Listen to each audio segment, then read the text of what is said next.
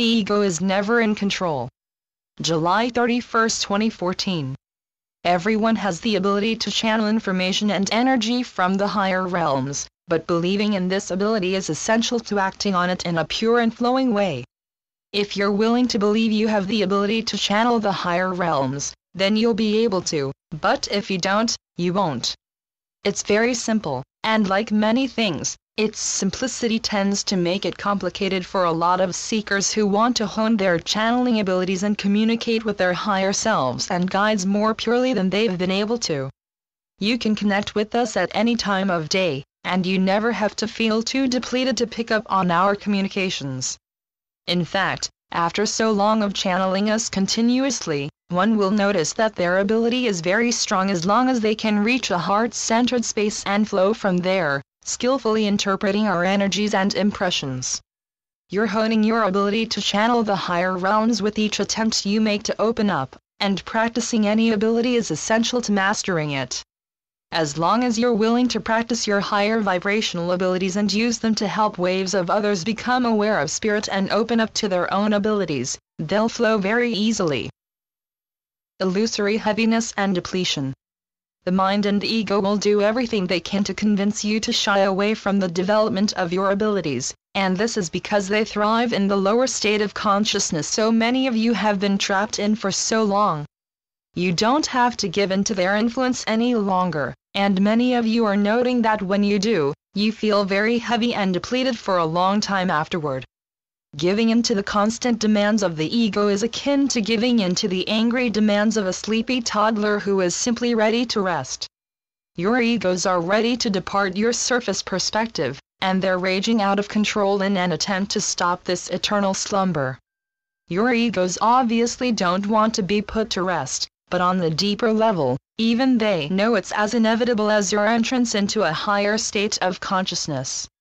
Let yourselves bid your egos adieu, instead of giving in to their sleepy demands, and know that even when they seem unbearably in control, they aren't. The ego is never in control, it can only convince you it is. It and the lower influences who thrive by stealing humanity's positive and progressive energy, receive quite a banquet when a seeker convinces themselves they're depleted of energy or inspiration, and no matter how energetic or depleted you feel at any given time of day, you can always tap into the flow of inspiration and energy you're starting to receive. As long as you open your hearts and keep them open to the constant influence of spirit and, specifically, your higher selves, guides, etc., your divine abilities will flow with ease, and your willingness to contribute to humanity's ascension will be turned up. Motivation and willingness are essential if you want to do anything successfully, and we note that when many of you don't feel motivated to do a certain task, it seems as if completing it is akin to climbing a mountain. It doesn't have to be, and in fact, you can complete anything and everything you've set out to do with relative ease as long as you can remember to incorporate love into it. As long as love is present, you'll find that everything flows much more gracefully, but when you let yourselves feel depleted of it, you'll find that your flow seems blocked and your resulting ability to complete the tasks you've set out to complete is lessened. There are plenty of things you can do to strengthen the love you have the ability to feel, and we'll always recommend eating healthy, light-filled foods that help you feel the energy and vitality of the higher realms. The dead, unnatural foods much of Western society enjoys are depleted of any real spiritual or nutritional value, and the foods that are filled with light and nutrition will help you feel a greater level of love and wholeness as you go about your daily existence. There are certain lifestyle changes one can make to orient to the divine and enjoy a much greater level of personal satisfaction, and if you want to enter a higher state of consciousness and enjoy the wonders that result, you'll have to be willing to do the necessary inner work. A lot needs done before humanity can enjoy the fifth-dimensional, galactic society you've heard so much about. And as always, we'll say that your inner work is far more important than anything else.